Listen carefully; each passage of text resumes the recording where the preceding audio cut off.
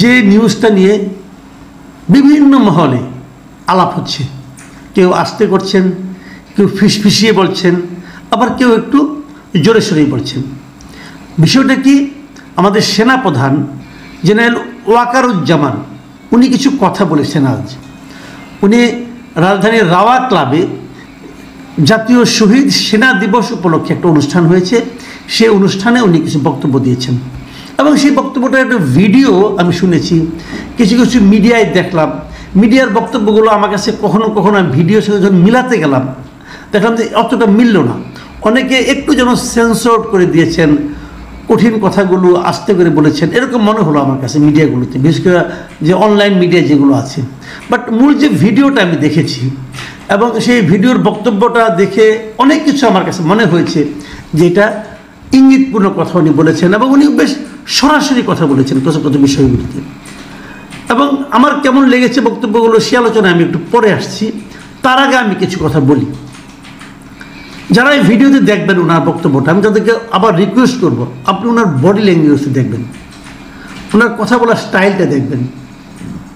এবং আমার কাছে মনে হয়েছে উনি যথেষ্ট বিরক্ত, মানে সামগ্রিক পরিস্থিতির উপরে উনি বিরক্ত হয়েছেন, যথেষ্ট বিরক্ত। উনি কিছু কিছু ক্ষেত্রে উনি রেগেও গিয়েছেন। মানে ওনার ভাব কথাবার্তা শুনে আমার কাছে মনে হলো যে অগাস্ট মাসের পরে গত 6 মাসে, অগাস্টের শুরুতে উনি যা প্রত্যাশা করেছিলেন, যা ভেবেছিলেন, তা বোধ করি হয়নি, এবং হয়নি বলে উনি কিছুটা বিরক্ত এবং রাগান্বিত। কি চেয়েছিলেন তিনি সেটা উনি জানেন, কিন্তু যা হচ্ছে এটা যে চাননি সেটা উনি বুঝিয়ে দিয়েছেন। সেটা কি? সেটা হলো উনি চাননি এমন একটা সর্বব্যাপী আন্দোলনটা কিন্তু সর্বব্যাপী ছিল, সবাই এই আন্দোলনে অংশ নিয়েছিল।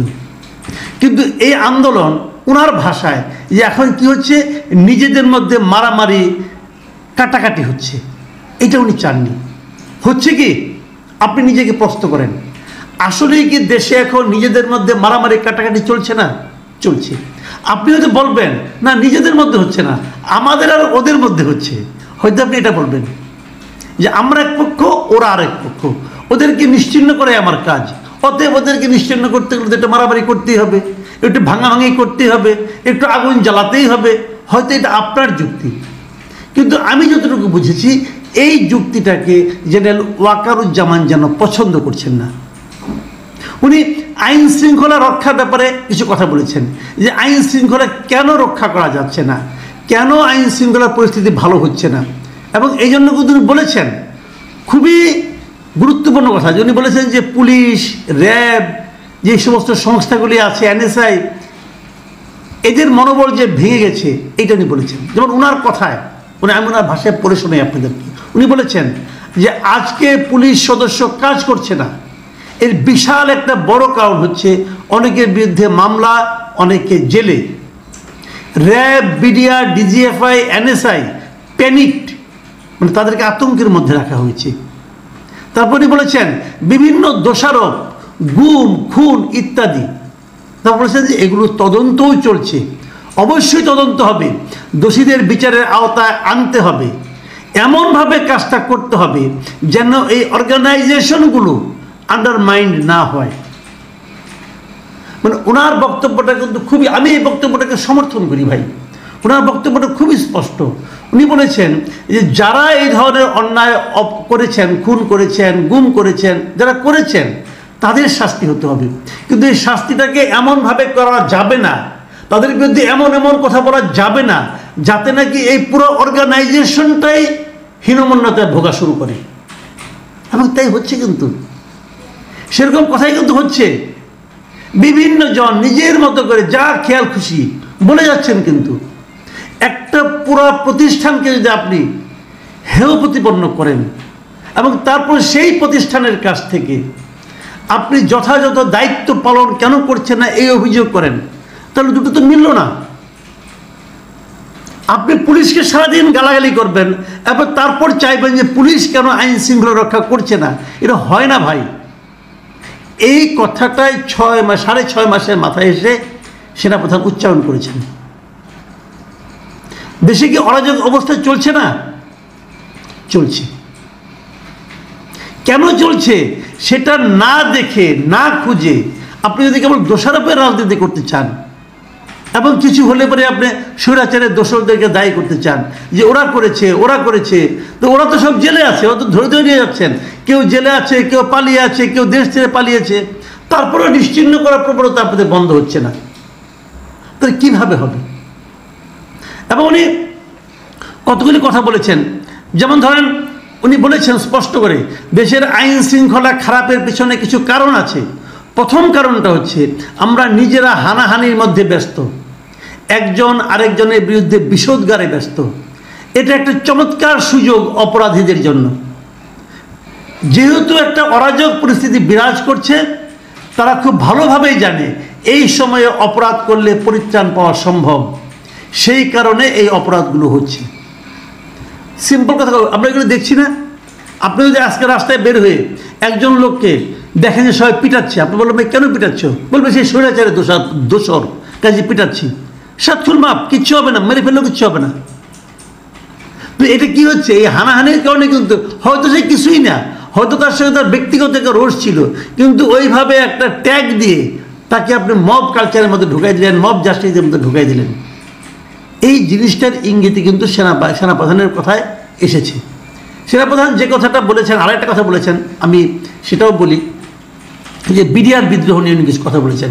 বিডিআর বিদ্রোহ নিয়ে নানা ধরনের কথাবার্তা কিন্তু হচ্ছে, কিন্তু এখানে সেনাপ্রধান একটা কথা একদম স্পষ্ট করে বলেছেন যে এই বিডিআর বিদ্রোহটা সেনাবাহিনীর কেউ করে নাই, ওই সময় যারা বিডিআর ছিল তারা গুলিটা করেছে, তারা শাস্তি পাবে, তারা দোষী, এবং যাদের বিরুদ্ধে সাজা রায় হয়েছে এটাকে হস্তক্ষেপ করা যাবে না। এবং ওনার বক্তব্য হলো এটাই করেছে, তারাই করেছে।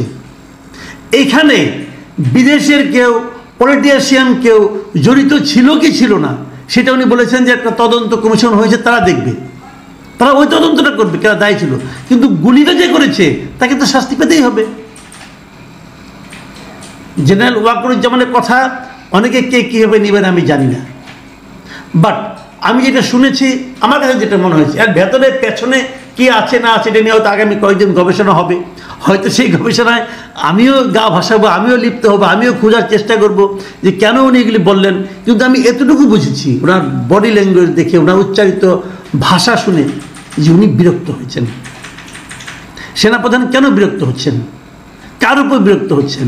উনি বলছেন যে আমি আপনাদের সতর্ক করে দিচ্ছি, পরে বলবেন আমি সতর্ক করিনি। আপনারা যদি নিজেদের মধ্যে ভেদাভেদ না ভুলে একসঙ্গে কাজ না করতে পারেন, যদি কাদা ছোড়াছড়ি করেন, মারামারি কাটাকাটি করেন, তাহলে এই দেশ ও জাতির স্বাধীনতা সার্বভৌমত্ব বিপন্ন হবে। উনি এটা কাদেরকে বলেছেন? যাদেরকে বলেছেন তারা কি বোঝার মতো অবস্থায় আছেন, নাকি তারা অন্য কোনো উল্লাসে ব্যস্ত আছেন? এই জায়গাটা বুঝতে হবে। একটা কথা মাথায় রাখতে, আমি আগেও বলেছি এখনও বলি, মারামারি কাটাকাটি ভেদাভেদ এটা কোনো জাতির লক্ষ্য হতে পারে না। আমি বহুবার বলেছি বিভক্ত জাতি অগ্রসর হতে পারে না। আমাদেরকে জাতীয় উন্নতির স্বার্থেই, জাতীয় সমৃদ্ধির স্বার্থেই ঐক্যবদ্ধ থাকতে হবে। ক্ষুদ্র স্বার্থ এখন ভুলে যান। ওয়াকারুজ্জামানের শেষ কথাটা বলে শেষ করি। উনি বলেছেন আমার অন্য কোনো আকাঙ্ক্ষা নেই, একটাই আকাঙ্ক্ষা, আমি চাই দেশ এবং জাতিকে একটা সুন্দর জায়গায় রেখে আমরা সেনানিবাসে ফিরে আসব। এটার মধ্যে কে কী খুঁজবেন আমি জানি না, বাট ওনাকে তো উচ্চারণ করতে হয়েছে যে আমার অন্য কোনো আকাঙ্ক্ষা নেই। কেন? কেউ কি ভাবছিলেন ওনার কোনো আকাঙ্ক্ষা আছে? নাহলে ওনাকে এই কথাটা উচ্চারণ করতে হলে কোনো একটা সেনাপ্রধানকে এই ধরনের কথা উচ্চারণ করতে হয় কেন? এই উচ্চারণের মধ্যে হয়তো কেউ আশঙ্কা খুঁজবেন আমি জানি না, বাট আমি চাই যে ওনার এই বক্তব্যই যেন চূড়ান্ত বক্তব্য হয়।